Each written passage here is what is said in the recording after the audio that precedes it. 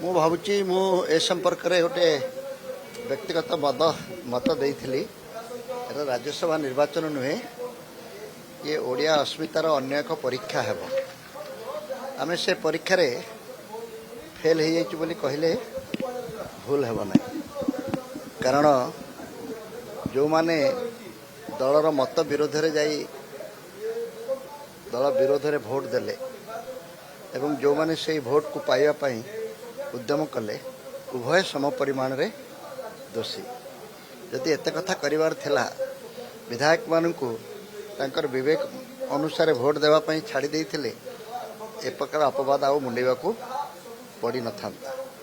କିନ୍ତୁ ନା ବିଧାୟକମାନେ ସେ କଥା ବୁଝୁଛନ୍ତି, ନା ଅସ୍ମିତା କଥା ଯେଉଁମାନେ କହୁଛନ୍ତି ସେମାନେ ଏ ଭୋଟର ହିତାଧିକାରୀ ହେଲାବେଳେ ନିଜ ଉପରକୁ ତାହା ନେଉଛନ୍ତି, ନା ଆମେ ଯେଉଁମାନେ ଆଲୋଚନା କରୁଛୁ ଗଣମାଧ୍ୟମ ଏବଂ ସାଧାରଣ ଲୋକ କାହାକୁ ଏ କଥା ଜୁଟୁ ନାହିଁ। ତେଣୁ ଏ ବିଷୟରେ ମନ୍ତବ୍ୟ ଦେବା ମଧ୍ୟ ମୁଁ ଭାବୁଛି କିଛି ମୂଲ୍ୟ ରଖୁନି।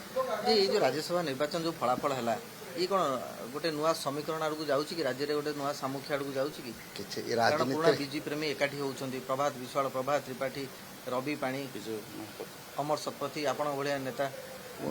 ଆମେ ସବୁ ଏକାଠି ହେଉଛୁ ବୋଲି କିଏ କହୁଛୁ? ଆମେ ବସି ଖାଇଦେଲେ ଏକାଠି ହେଇଗଲେ। କିଏ କେତେବେଳେ କାହା ସହିତ ମିଶୁଛି? ବିଜେଡ଼ି ଆଉ ବିଜେପି କ'ଣ ଏକାଠି ଥିଲେ ବୋଲି ବହୁତ ଲୋକ କହନ୍ତି। ଏବେ ବି ବିଜେଡ଼ି ଆଉ ବିଜେପି ଭିତରେ କ'ଣ ପରଦା ପଛର ସମ୍ପର୍କ ଜାଣିବା ଭାରି କଷ୍ଟ। ଖୋଲାଖୋଲି ଭାବରେ ବିଜେପି ଠାରୁ ଦୂରେଇ ଯାଇ ବିଜେଡ଼ି ଆଉ କଂଗ୍ରେସ ସାମୟିକ ଭାବରେ ଏକାଠି ହେଇଥିଲେ କି ଭବିଷ୍ୟତରେ ଏକାଠି ହେବେ, ସେ ବିଷୟ ଆଗାମୀ ଦିନରେ ଜଣାପଡ଼ିବ। ଏବେଠୁ ଆକଳନ କରିବା। କିନ୍ତୁ ଏଭଳି ପରିସ୍ଥିତିରେ କାହାକୁ ବିଶ୍ୱାସ କରିବା ସମ୍ଭବ ହେଉନାହିଁ। କିଏ ବା ଅଛି କେଉଁ ମତେ ଜାଣିବା ଭାରି କଷ୍ଟ। କହିଲି ପରା ଫେଲ୍ ହେଇଛି।